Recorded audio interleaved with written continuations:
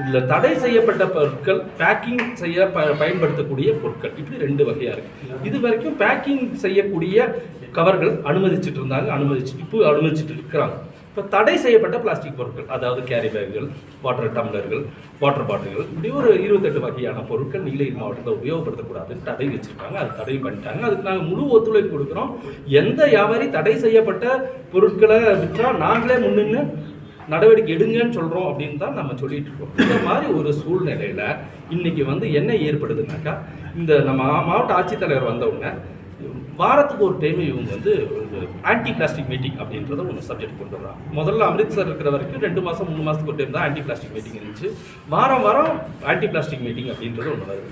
இந்த வாரம் வந்தவுடனே அந்தந்த அதிகாரிகள்கிட்ட இவங்க கேட்குறாங்க, நீ இந்த பேரூராட்சி சார்பாக எத்தனை ரூபா ஃபைன் போட்டிருக்கீங்க, நகராட்சி எவ்வளோ ஃபைன் போட்டிருக்கு, வருவாய்த்துறை எவ்வளோ ஃபைன் போட்டிருக்கு அப்படின்னு ஒரு நெருக்கடியை கொடுக்குறாங்க. அப்போ அந்த அதிகாரிகள் என்ன பண்ணுறாங்க, உடனடியாக போகிறாங்க, கடையில் எந்த தடை செய்யப்பட்ட பிளாஸ்டிக் பொருட்களும் இல்லை.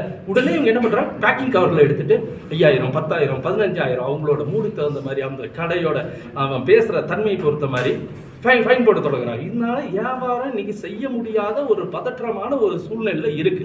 நாங்கள் நீலகிரி மாவட்ட ஆட்சித்தலைவர் நேரடியாக போய் சந்திச்சு இதை பற்றி நாங்கள் சொன்னோம். இந்த மாதிரி நீங்கள் பேக்கிங் கவர்களை மட்டும் அனுமதிச்சு ஆகணும்.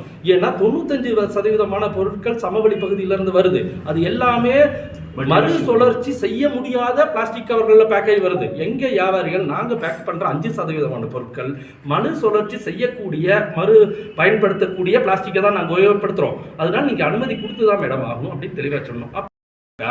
இந்த மாதிரி பிளாஸ்டிக் கழிவுகள் அதிகமாயிருச்சு. அமிர்த்சர் இருக்கும்போது ஒரு 10 டன் வந்துச்சுன்னா இன்னைக்கு 12 டன் ஆயிருக்கு. பிளாஸ்டிக் கழிவுகள் அதிகமாயிருச்சு அப்படின்னாங்க. அப்போதான் நாங்கள் என்னன்னு புரியாம நாங்களும் அப்படிங்களா மேடம் சொல்லிட்டு வெளியே வந்துட்டோம். வெளியே வந்த பின்னாடி தான் நாங்கள் விசாரிக்கும் போது தெரியுது. என்ன தெரிய வருதுனாக்கா, இப்போ பிரைவேட்டுக்கு கொடுத்துட்டாங்க, கான்ட்ராக்ட் கொடுத்துட்டாங்க பிளாஸ்டிக் இது குப்பை எடுக்கிறது.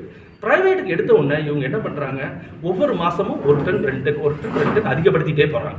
அதிகப்படுத்திட்டே போகும்போது எண்ணிக்கையில், அதாவது இடையில உண்மையாலுமே இல்லை, செயற்கையாக இவங்க என்ன பண்ணுறாங்க, 1 டன் 2 டன் அதிகமான.